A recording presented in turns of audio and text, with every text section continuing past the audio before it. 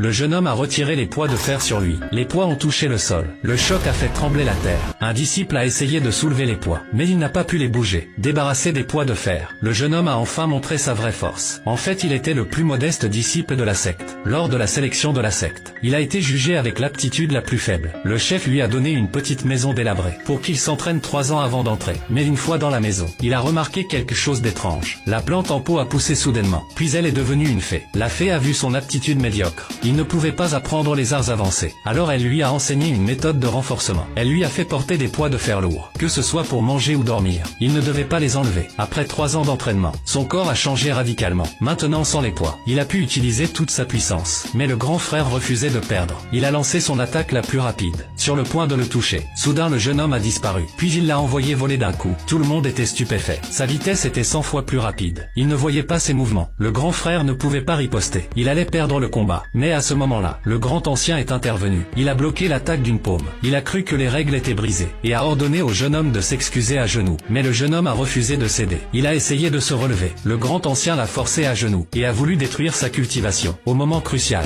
une épée divine est apparue, arrêtant le grand ancien. C'était l'ancien suprême de la secte. Il a critiqué sévèrement le grand ancien, pour avoir abusé de son pouvoir. Le grand ancien n'a pas osé le défier. Il a dû présenter ses excuses. Puis l'ancien suprême a proposé de prendre le jeune homme comme disciple. Ainsi personne ne le maltraiterait. Mais le jeune homme a refusé net, car il voulait progresser par lui-même, sans dépendre